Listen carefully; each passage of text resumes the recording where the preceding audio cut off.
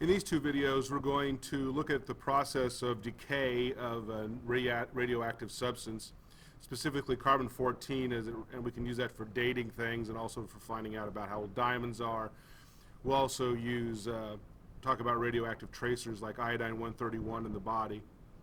All right, so if something is radioactive, that means the nucleus is going to undergo changes, and so we can time how long it takes for changes to occur. And so half-life is a way of simplifying the calculation. I mean, this really requires calculus to do it right. So chemists or nuclear physicists working together here got the concept of half-life, which makes the math much simpler.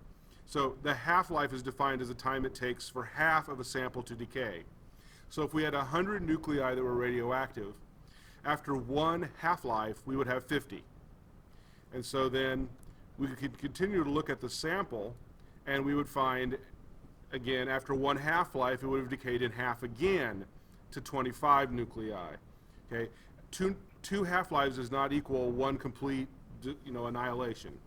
So it really looks like this. It's really a complicated graph that looks like this, that goes down and approaches zero nuclei remaining. But interestingly, it never gets there. It's a limit, as they say.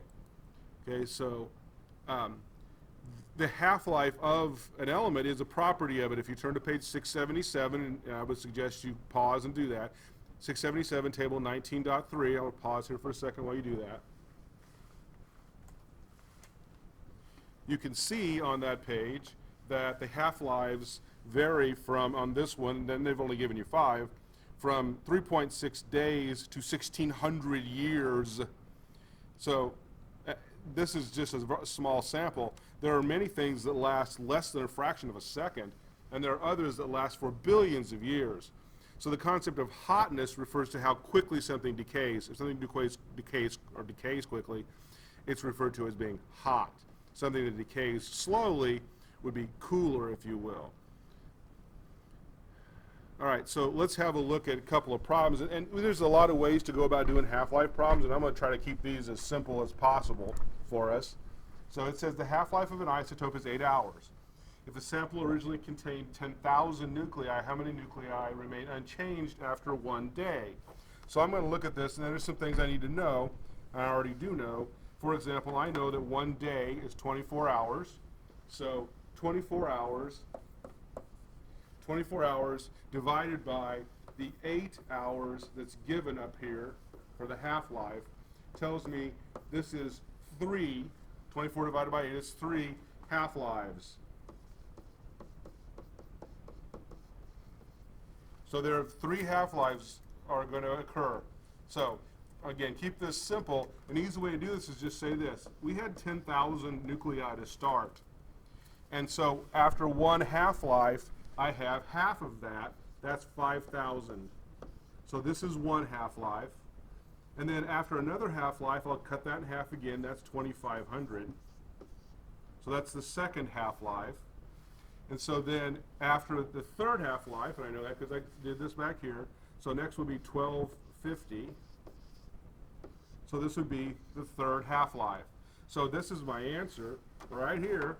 1,250 nuclei are left after 3 half-lives. I just divide 10,000 in half once, twice, 3 times. Right? Next, a little bit backwards. If you have 1 mole of an isotope with a half-life of 2.5 days, how much time must pass before 0.25 moles are left? I'm going to do this similarly without doing any fancy math here. If I had 1 mole to start with, after 1 half-life, I'll have half. So this is 1 half-life. So then, after another half-life, I'll have 0.25 moles left. These are moles. So this is 2 half-lives. So if the half-life is 2.5 days, and I have 2 half-lives, so 2.5 days times, it's 2.5, yeah, that's right, 2.5 days times 2 half-lives.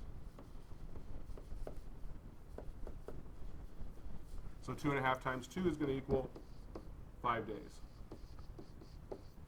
And that's the answer. So again, the math here is very simple. It's surprising in nuclear reactions that the math actually gets simpler, but it does. All right, so we will go on to some more about half-lives and radioactive decay in part 2.